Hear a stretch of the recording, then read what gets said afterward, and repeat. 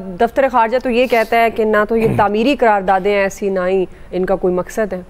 नहीं, ज़ाहिर ऐसी करारदादें तामीरी थोड़ी होती हैं जो हमारे खिलाफ हों।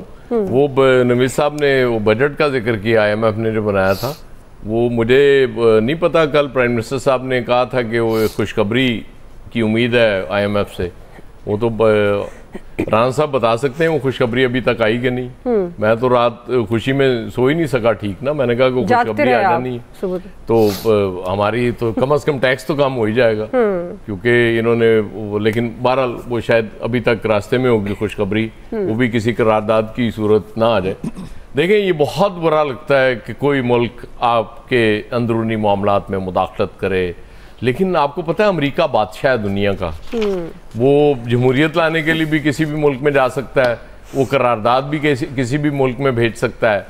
तो मुतालबा तो गलत नहीं है। ज़ाहिर है हमारे अंदरूनी मामलात में मुदाखलत हम इसको कह सकते हैं, लेकिन मुतालबा तो ठीक है। मतलब यहाँ भी तो मेजॉरिटी यही मुतालबा कर रही है ना कि आप तहकीकात कराएं उसकी, और करा लेनी चाहिए थी, उसमें हर्ज क्या है। मुझे तो बहरहाल वो हनीफ अब्बासी साहब का याद आ रहा है, फौरी वो जो रिएक्शन दिया था। मतलब वो कहते हैं ना कि वो उसके बेवकूफ़ दोस्त से अक्लमंद दुश्मन बेहतर होता है, कि उन्होंने फौरन डाल दिया जी फौज के खिलाफ साजिश है। यानी कि वो कहना चाह रहे थे कि हमने तो किया ही कुछ नहीं, ये तो फौज ने किया सारा कुछ।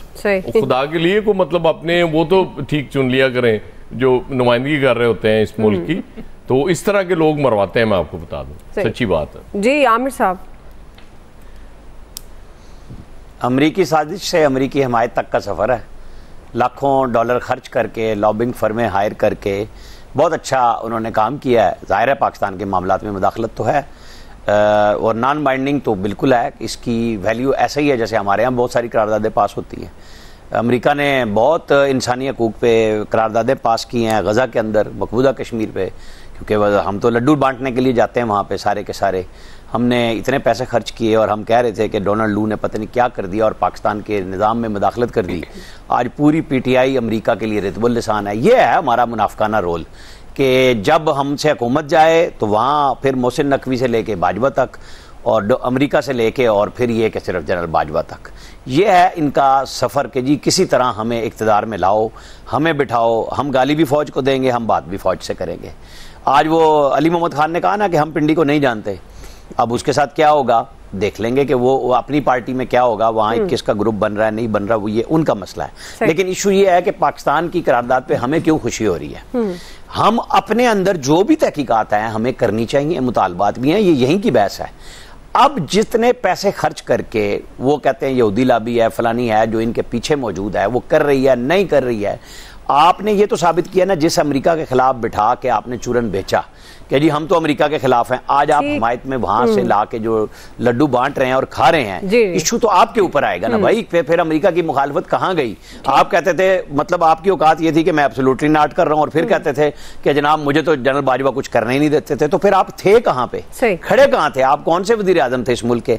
अच्छा, शहबाज शरीफ ने बड़ी गलती कर दी कल, ये मान ली बात, उसने कह दिया कि IMF से मिलकर बजट बनाया। अगर वो ना कहता तो कहते देखे जी छुप रहे हैं, बता नहीं रहे। उसने सच बोल दिया, इसमें बुरी बात क्या है, हमारे पल्ले ही कुछ नहीं है। यहाँ एक वजीर आजम फरवरी में IMF के साथ 2022 में मुआहदा तोड़ के और कहता है कि जनाब मैं पेट्रोल भी सस्ता कर रहा हूँ, बिजली और गैस भी। ये मुल्क के साथ खिलवाड़ वहां से शुरू हुआ, आज तक हम सब भुगत रहे हैं, जेबों से तो जाने हैं पैसे।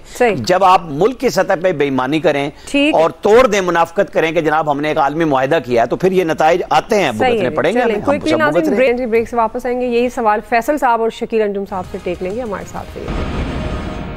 वेलकम बैक नाज़रीन। फैसल साहब, आपको भी ये लगता है कि पाकिस्तान के अंदरूनी मामलात में मुदाखलत ये एक सानवी बात है कि अमेरिका को करारदाद मंजूर करनी चाहिए थी, नहीं करनी चाहिए थी, मुदाखलत है या नहीं है, ये हमारा आपका इशू ही नहीं होना चाहिए। हमें आपको नहीं पता है कि क्या हुआ है, तहकीकात की क्या ज़रूरत, तस्लीम करने वाली ज़रूरत है भाई, तहकीकात की ज़रूरत नहीं है।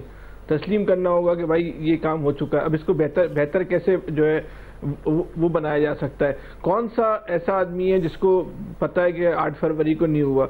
जो मौजूदा हुकूमत को सपोर्ट भी करते हैं तो उनके पास जो जवाब है वो ये है कि 2024 में जो कुछ हुआ वो इसलिए सही है कि ये सब कुछ 2018 में भी हुआ था। ये जवाब है जो इस हुकूमत को सपोर्ट करने का। अब ये कोई जवाब है, मतलब इससे ज्यादा कोई अहमकाना बात क्या हो सकती है कि 2018 में हुआ था इसलिए 2024 में भी हुआ। अगर इस जवाब को तस्लीम कर लिया जाए तो इसका मतलब तो फिर ये हुआ कि 2028 में भी यही कुछ होगा जो 2024 में होगा।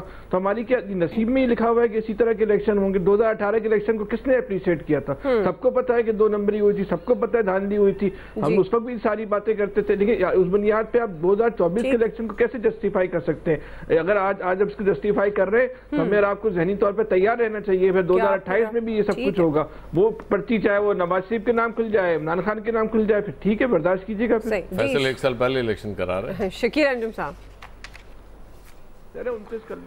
देखिए दुआ बिल्कुल रद्द अमल आया है दफ्तर खारजा का, और ये मुदाखलत है हमारे अंदरूनी मामलात में। हमारे मुल्क में इदारे मौजूद हैं तहकीकात के लिए।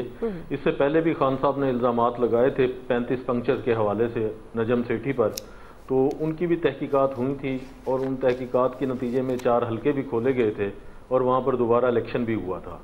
तो मैं ये समझता हूँ कि अमेरिका के तो खुद इलेक्शन मशकूक होते रहे हैं। जो ट्रंप का इलेक्शन था उन्होंने खुद कहा कि रूस की मुदाखलत थी हमारे इलेक्शन में और उन्होंने मैनेज करके दिया ट्रंप को।